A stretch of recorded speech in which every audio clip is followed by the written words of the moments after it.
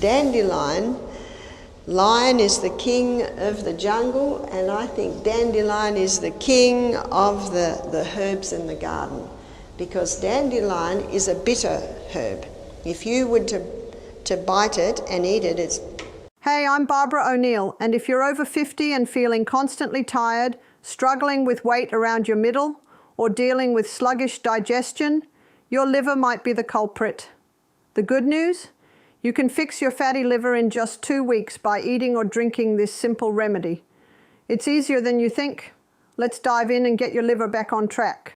But this morning we're going to be looking at your liver, and your liver is the organ that is orchestrating the detox. The liver is often called the project manager because everything that goes into the body goes first to the liver, and everything that comes out of the body comes out under the jurisdiction of the liver.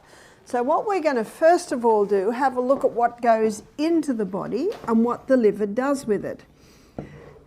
So we're going to have a look at foods, and never in the history of mankind have human beings eaten so many carbohydrates. I think you'll agree with me.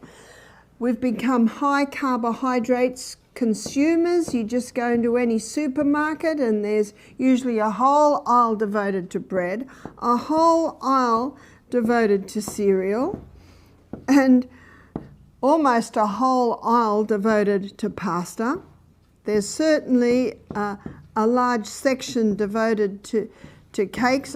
Now I'm just going to say cakes, etc., because this takes into consideration croissants, muffins, cookies, biscuits. We call what you call cookies, we call those biscuits. Also another high carbohydrate is pizza, rice. Rice is another carbohydrate. Potatoes and products made with potatoes abound. There's your French fries, your chips, you call them potato crisps or chips. And then last and certainly least in nutritive value is the pure crystallized acid extracted from the sugarcane plant. Would you agree with me? But if you live on the farm, this is not fast food. All this has to be made. What's the fast food down on the farm? Fruits and vegetables. That's your best fast food shop, is your fruit and vegetable shop.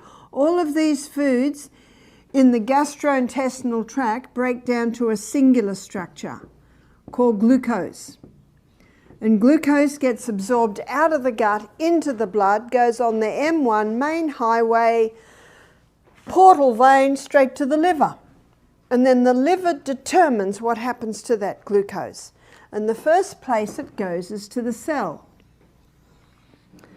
So the glucose goes into the cell under the action of insulin. It goes through a 20-step pathway. And that 20-step pathway gives us 2 units of energy. The end result of the 20-step pathway is a chemical form of glucose called pyruvate.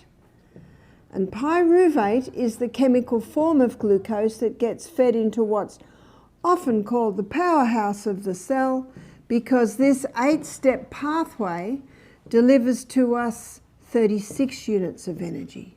Dr. Barbara O'Neill will explain how the liver, our body's detox commander, processes everything we consume. Unfortunately, our current diets are overwhelming it. Supermarkets are full of carbohydrate-heavy foods like bread, pasta, and sugary treats that flood the liver with glucose.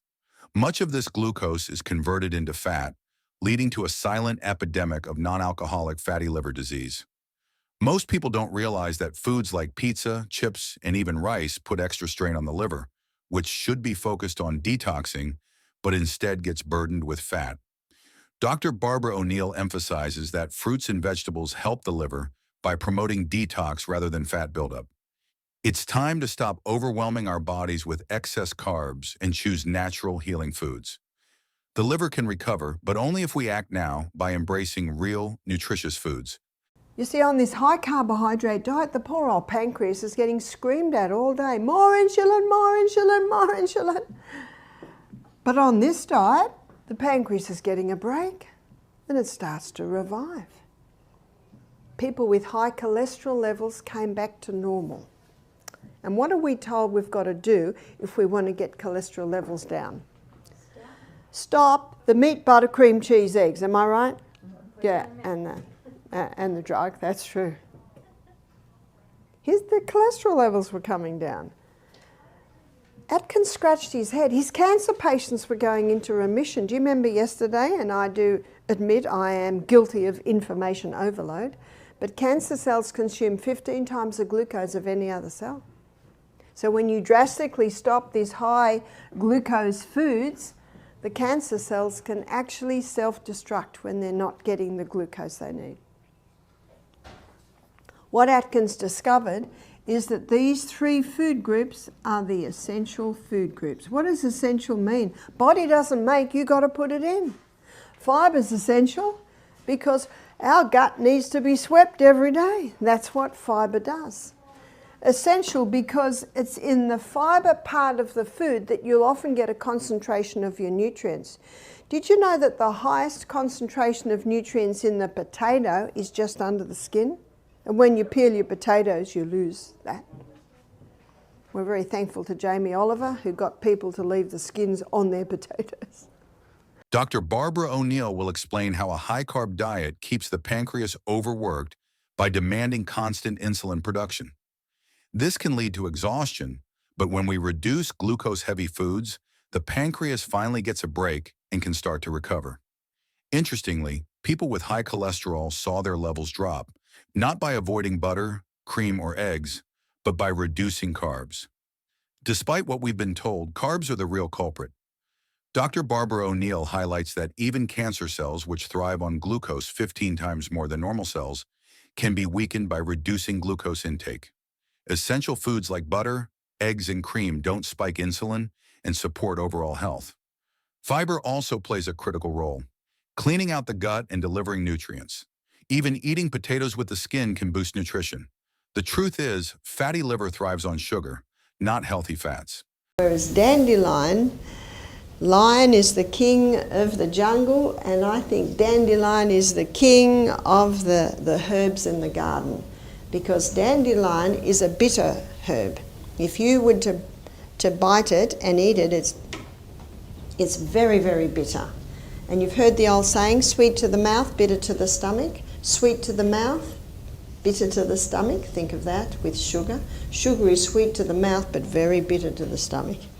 Whereas your bitter herbs like dandelion, they're bitter to the mouth but very sweet to the stomach, because it's the bitter herbs that stimulate the liver to release its digestive enzymes. And also the bitterness causes the stomach to release its digestive enzymes too.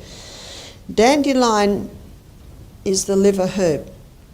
Your liver is a recoverable organ. It's the only organ in the body that has the ability to regrow or recover. That's why they can do a liver transplant on just a little bit of liver, and the liver will regrow.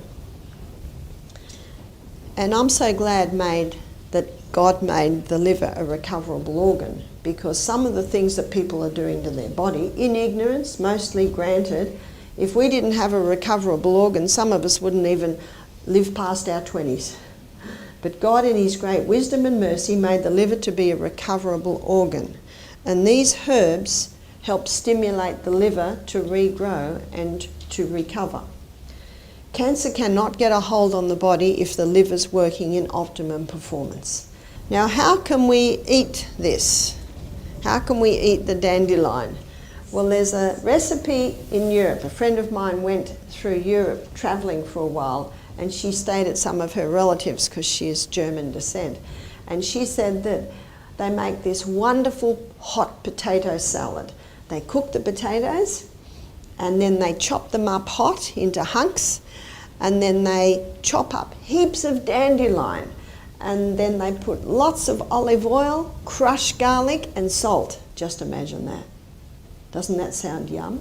Now those smooth, blandish potatoes covered with the delicious olive oil that makes anything taste nice, and that also calms down the garlic, and and it also calms down the bitterness of the dandelion. So every mouthful you eat is mostly potato with that lovely oil on it, and salt, and a little garlic, and a little bit of dandelion. It's actually delicious. It sort of balances out to a delicious hot potato salad. Now this lady suffered from iron problems. She said, I had no iron challenges when I was in Europe. She said, I think it's because I was eating the hot potato dandelion salad every day. Now what you can also do, you can buy the dandelion root that's been roasted. So that's like a dandelion coffee. And you can buy a delicious drink in the health food shop, and we sell it at Misty, called chai dandelion.